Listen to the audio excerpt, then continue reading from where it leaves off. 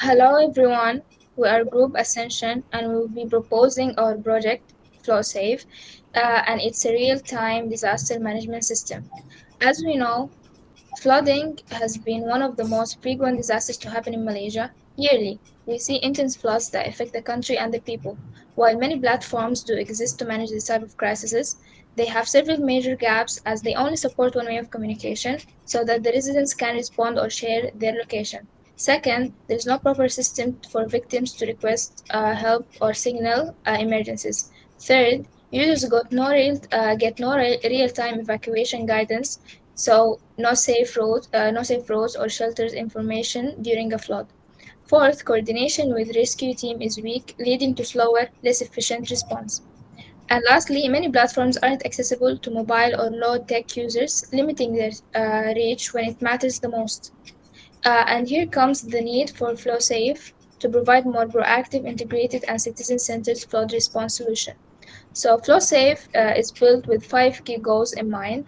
First, it's modular and real-time, so it can adapt and scale as needed. Second, it supports two-way communications, so users aren't just receiving alerts, but can also ask for help. Third, it offers smart evacuation guidance based on live data. Fourth, it integrates with existing national systems like DID for better coordination. And finally, it's designed to be inclusive and accessible so no one is left behind during a crisis. Now we continue with our planned features for the system. Let's take a look at what makes FloatSafe a game changer, starting with a normal sign-up sign-in that allows us to customize our alerts, system SMS alerts and support to reach low-tech users, DID integration to use national floats data. Our safety map features the safe routes for flood severity maps.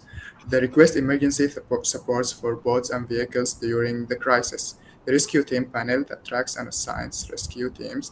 We also introduced AI chatbots to help with questions during our crisis, and ZIB code-based info to view local flood data according to your place.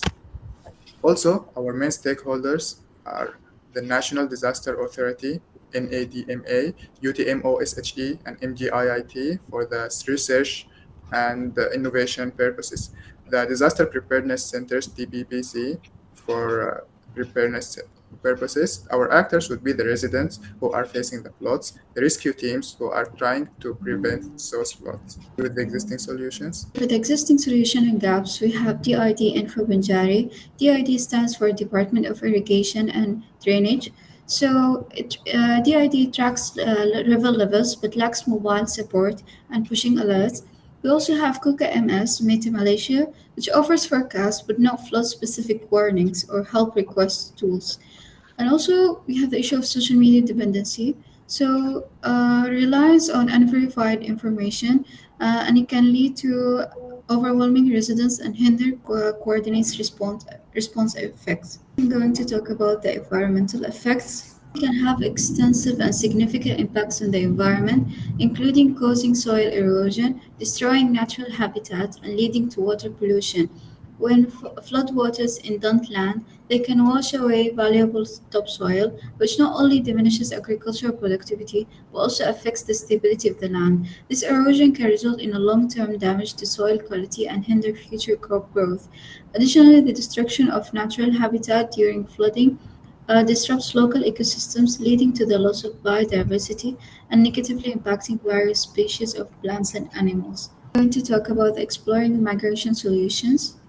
We have early warning systems. Early warning systems are vital for providing timely alerts about impending floods, allowing communities to take preventive measures. These systems use meteorological data, river gauges, and satellite imagery to predict flood events and disseminates warning through various communication channels. So we have two statistics. So for statistic one, according to the World Meteorological Organization, well-functioning early warning system can reduce flood-related fatalities by up to 50%. And in our second statistics, implementing early warning system can decrease the economic losses from flood by up to 30% as communities can take protective measures. Also, to do some improvements on our infrastructures, mainly on levees and dams and urban drainage. Levees and dams help us prevent floods in the floodwater areas. The urban drainage in the modern cities would help to reduce the waterlogging and flood damage. So our main system flow would be starting from the input, begins with the real-time flood data from the Department of Drainage and Irrigation, as well as user-generated alerts and requests through the dashboard or, as we mentioned, SMS. This data is then processed to assess severity, location, and urgency of the matter. Requests are immediately routed and assigned to the appropriate rescue team. This ensures quick, targeted responses, reducing time lost in manual training. In conclusion, FlowSafe provides much needed upgrade to the already existing Malaysia's flood disaster management. It's not just reactive, it's proactive, inclusive, and community first. With real time coordination, two-way communication, and intelligent routing, FlowSafe empowers both citizens and responders during one of Malaysia's most dangerous and natural disasters.